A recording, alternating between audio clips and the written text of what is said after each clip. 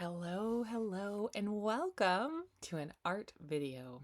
Today, we are going to be sketching spiral-shaped flowers like roses or peonies and practicing creative coloring techniques. So let me show you how to draw a spiral-shaped flower. It doesn't have to be perfect, but you start with a squashed-looking spiral, and you close it up at the top. Next, start to add little petals, and they're almost just little bumps. And the petals on a spiral flower, they start close to the center, they start very close together, and then they start to open up as the bloom opens up. You want to make each row of petals, because you're just going around in a spiral, a little bit bigger than the last. So if you look here, the petals don't line up, they overlap each other. And I just keep adding to the layers of petals, one at a time. So the petal gets a little bit bigger, a little bit wider, and more noticeable as I go. I can play with the shape of the petals, but as you see, they start in the middle smaller, and then they get just a tiny bit bigger each time. When I'm almost at the outside of the flower, I like to begin to spike out the petals, because when a spiral-shaped flower is blooming, the petals on the outside often lay a little bit flatter and you can see their shape a little bit easier. They don't have to be spiky. These ones have a little point. You don't want the points to be stacked on top of each other. You want them to be a little offset. So just watching, these are offset. And then when you get to the size that you like on your flower, you can just add a few little petals sticking out. And there you go. There's one way to draw a spiral flower. I'm actually going to repeat this a little bit bigger. And if you like the one I'm about to draw, you can download a PDF of it. And color it in for yourself when we move on to the shading part. But let's try watching this process again. So we're going to start with this kind of squashed spiral, closing it at the top. And then watch carefully as I make the petals. They're small to start. They don't stick up very much at the start, and they kind of overlap each other. So where the two petals meet, the other petal goes over that. You see what I'm doing here? Just off. And each layer of petals gets just a little bit bigger. And that gives the illusion of the flower blooming, opening up. And bigger. And as I get to the really big petals, I add a little bit of a point to them. This doesn't have to be perfect at all. Don't worry too much about your petal placement and take a few practice tries. This is something you can just doodle and play with, the idea of this spiral-shaped flower, until you get it the way you like it. It definitely took me a while to be able to draw one quickly and without worrying about every line. When I get to the edge, I add the outer petals that kind of sit out there, and I try to offset them from the layer below. Once you've put all your petals in, you can draw a leaf or leaves if you want.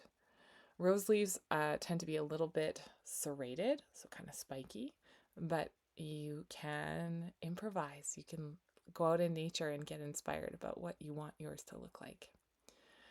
So once you've done your drawing, I like to go over my lines and just make them a little thicker. Part of the reason I did that for this one was I have scanned it into a PDF that you can use to do the next part. If you want to print it out, you can use this picture.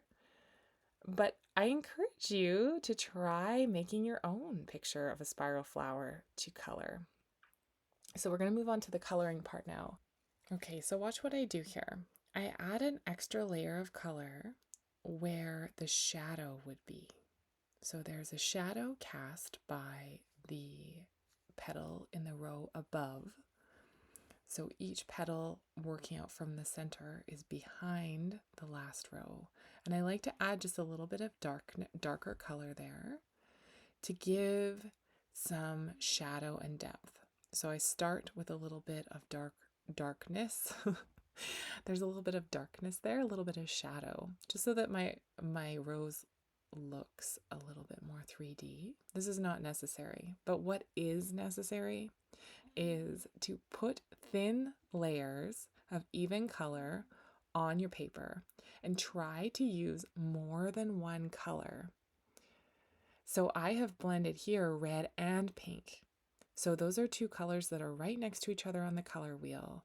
And I'm blending in red and pink into the same space that I'm coloring. And then I even took a little bit of purple and I added some purple in there. Again, purple is very close to red and pink on the color wheel, so they blend quite nicely.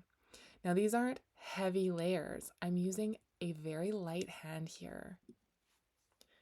So you're not pressing hard with the pencil. You're not making really noticeable lines. So here I am moving on to another petal. And for this flower, I have changed colors for each petal. So you do not need to do that, but it's a good way to practice coloring in this blended way. These are not fancy pencil crayons. I think they cost $1, but it's not so much the tool as the patience you have to use them in this case. So Crayola are really nice too for layering. The trick is to do light layers and have patience. So you can see how I've done this same blue 3 times. It's not very dark. And then I'm going to pick up another blue and layer it in there. Gentle light layers. It's very relaxing actually to take this time and color. So I have purple, I have blue, and I'm blending them together. Now this works because purple and blue are very close to each other on the color wheel.